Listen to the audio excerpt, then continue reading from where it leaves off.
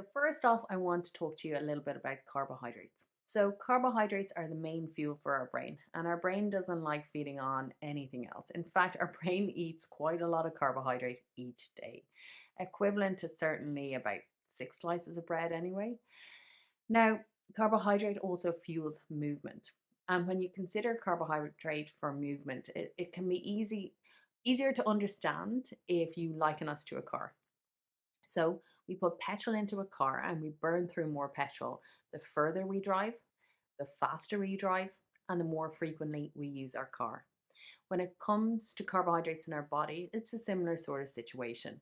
We burn through more carbohydrate the further we move, the faster we move, and the more frequently we move. Now, going back to the car analogy, and this is the interesting bit about it, is that tank size matters. So, where do we store our carbohydrate? What is our tank? We store carbohydrate in our liver a little bit, but mostly in our muscles. And I suppose the bigger you are and the more muscles you have, the bigger your tank, the more carbohydrate you can store. In a very simplistic way of looking at it, the carbohydrate in our liver is to keep our blood sugar levels nice and stable, while the carbohydrate in our muscles is to fuel exercise.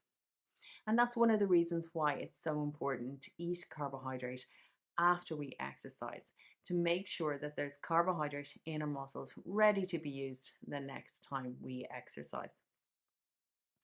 Carbohydrates can sometimes be given a bad rep, and they shouldn't be. They're not only a delicious part of our diet, but they're very much needed.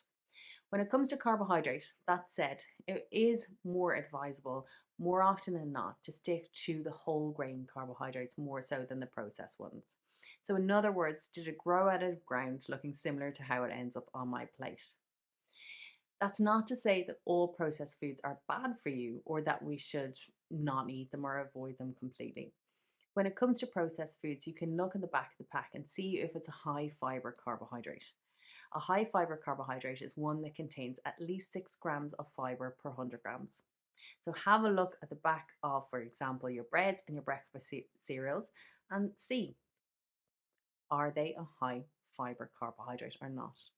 High fiber carbohydrates do tend to be brown in color rather than white in color, and that's another easy way to eyeball them and get an idea if they're considered a healthier source. So, when it comes to carbohydrates, we need them, enjoy them, they're important, and they don't deserve half of the bad press they've received in recent years.